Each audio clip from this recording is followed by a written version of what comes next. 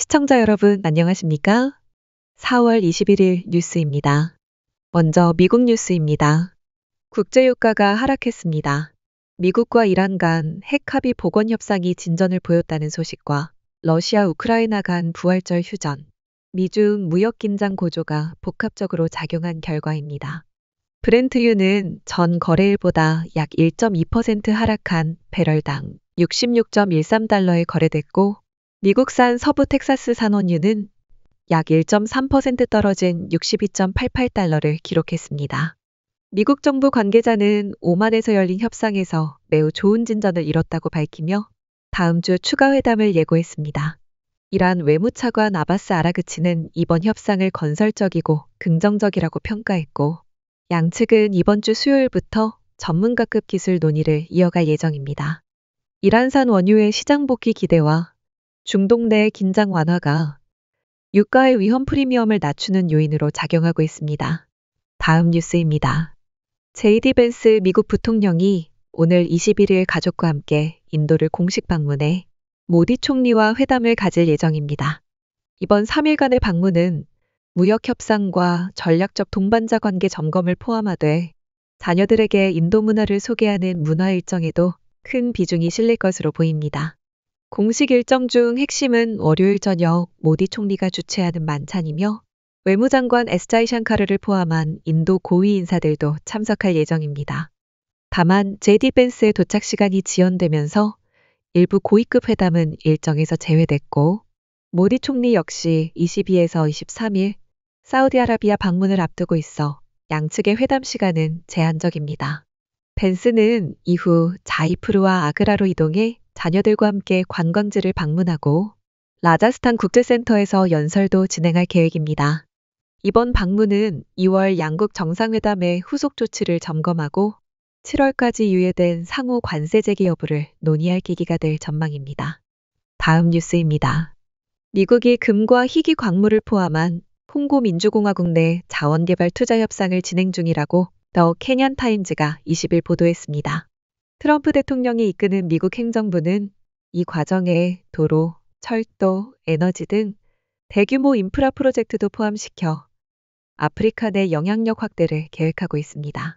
이번 움직임은 중국이 수년간 콩고의 대규모 차관과 인프라 사업을 통해 깊숙이 진출한 가운데 미국이 이에 본격 대응에 나섰다는 신호로 보입니다. 현재 미국은 콩고 정부와 투자 프레임워크 협정을 논의 중이며 민간 기업 중심의 직접 투자를 통해 상호 이익을 창출하겠다는 입장입니다.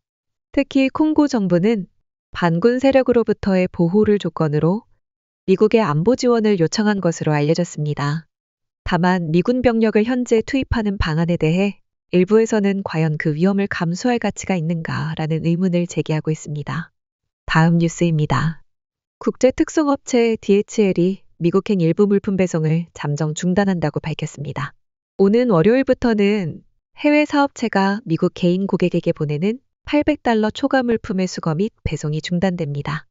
이번 조치는 미국 세관 규정 변경에 따른 것으로 4월 5일부터 수입품의 정식 신고 기준이 $2,500에서 $800로 대폭 낮아졌습니다. DHL은 이로 인해 통관 절차가 급증하면서 배송 지연이 다수 발생하고 있다고 설명했습니다. 다만 기업 간 거래 물품은 배송이 계속되지만 일부 지연이 있을 수 있으며 $800 이하의 모든 물품은 이번 중단 대상에서 제외됩니다. DHL 고객이라면 이번 임시정책 변경 사항을 꼭 확인하시기 바랍니다. 다음 뉴스입니다. 로마 가톨릭교회의 프란치스코 교황이 부활절 다음 날인 4월 21일 향년 88세로 선종했습니다. 바티칸은 성명을 통해 프란치스코 교황이 이날 오전 7시 35분 교황 관저인 카사 산타 마르타에서 조용히 눈을 감았다고 전했습니다.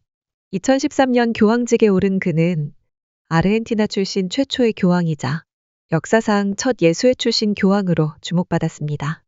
생전 그는 난민 보호, 기후위기 대응, 사형제 폐지 등 세계적 이슈에 목소리를 내며 개혁적 행보를 이어왔습니다. 폐 일부 절제, 양쪽 폐렴, 신장 기능 저하 등 건강상의 어려움을 겪었으나 올해 3월까지만 해도 병원에서 퇴원하며 회복세를 보인 바 있습니다. 선종 하루 전에는 휠체어를 타고 성 베드로 대성당 발코니에 나와 마지막 부활절 축복을 전하며 신자들과 작별했습니다. 다음은 한국 뉴스입니다. 현대자동차그룹과 포스코그룹이 철강 및 2차 전지 소재 분야에서 글로벌 경쟁력 강화를 위한 포괄적 협력에 나섭니다. 양사는 21일 서울 강남 현대차 사옥에서 업무 협약을 체결하고 미국 루이지애나주 제철소 공동 투자와 고품질 철강 공급 협력 방안을 논의했습니다.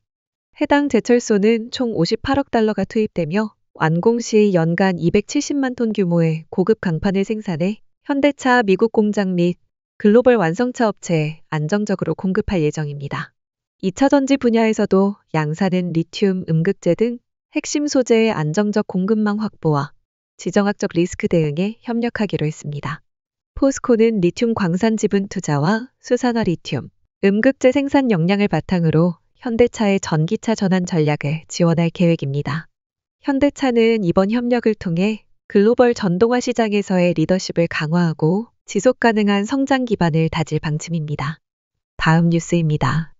영국 파이낸셜 타임스는 한덕수 대통령 권한대행과의 단독 인터뷰를 통해 한국 정부가 미국의 관세 조치에 맞대응하지 않겠다는 입장을 확인했다고 21일 보도했습니다. 한 권한대행은 6.25 전쟁 이후 미국의 원조와 투자, 안보 보장이 한국 경제 성장의 기반이 됐다며 이번 협상에서도 보복이 아닌 상호 이익을 모색하는 방식으로 접근할 것이라고 밝혔습니다. 이는 트럼프 대통령이 한국산 자동차와 반도체, 의약품에 대해 최대 25% 관세를 부과하겠다고 발표한 직후 나온 발언으로 주목됩니다. 한 권한대행은 미국산 LNG와 항공기 구매, 해군 조선 분야 협력을 통한 무역 흑자 축소 의지를 드러내기도 했습니다. 다만 야권에서는 대통령 탄핵 이후 임시로 직무를 대행하는 인사가 중대한 무역 협상을 진행하는 것이 적절한지에 대한 논란이 제기되고 있습니다. 다음 뉴스입니다. 최상목 부총리 겸 기획재정부 장관이 오늘 미국 워싱턴 DC로 출국해 한미통상협의 및 G20 재무장관 회의에 참석합니다. 24일에는 안덕근 산업통상자원부 장관과 함께 미국 재무통상수장들과 만나 무역 균형, 조선, LNG 등 주요 현안을 포괄적으로 논의할 예정입니다. 이번 회의는 미국 측 제안으로 이뤄졌으며 한미 간 통상협력의 첫 공식 테이블이라는 점에서 주목됩니다. 최 부총리는 23에서 24일 열리는 G20 재무장관 중앙은행 총재회의에서도 글로벌 금융안정과 다자개발은행 개혁 등을 주제로 발언에 나섭니다. 이어 25일에는 국제통화금융위원회 회의에 참석해 세계 경제대응 방안을 주요국들과 논의할 계획입니다. 이 외에도 최 부총리는 중국과 독일 등 주요국 인사들과의 양자면담 및 국제신용평가사 무디스와의 면담 일정을 소화할 예정입니다. 다음 뉴스입니다.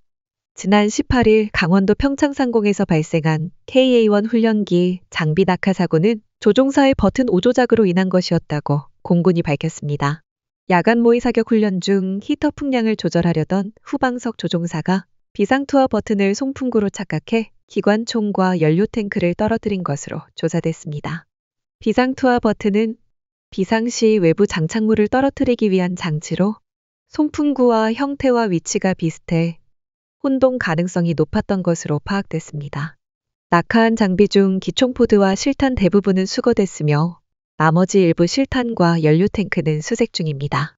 공군은 조종사에 대한 문책 여부를 검토 중이며 22일부터 비행 안전과 신뢰 회복을 위한 100일의 약속 프로젝트를 통해 재발 방지에 나설 계획입니다. 이번 사고는 지난달 KF-16의 민가 오폭 사고 이후 한 달 만에 발생한 것으로 공군은 연이은 실수에 대해 엄중한 대응을 예고했습니다. 마지막 뉴스입니다. 쌀값 급등으로 수입 수요가 늘어난 일본에 한국산 쌀 22톤이 수출된 것으로 확인됐습니다. 이는 관련 통계가 작성된 1990년 이후 35년 만에 최대 규모입니다. 농협경제지주 자회사인 NH농협무역의 일본 지사 농협인터내셔널은 지난달 22톤의 한국산 쌀을 일본에 들여와 판매했고 이달에도 추가로 10톤을 선적 완료한 상태입니다. 이번에 수출된 쌀은 전남 해남산으로 온라인 쇼핑몰 아마존과 도쿄 시노쿠보 슈퍼 등에서 판매되고 있습니다. 10kg 한 포대에 약 9만 원에 판매되는 한국산 쌀은 현지 쌀보다 가격 경쟁력은 떨어지지만 프리미엄 상품으로 홍보되고 있습니다.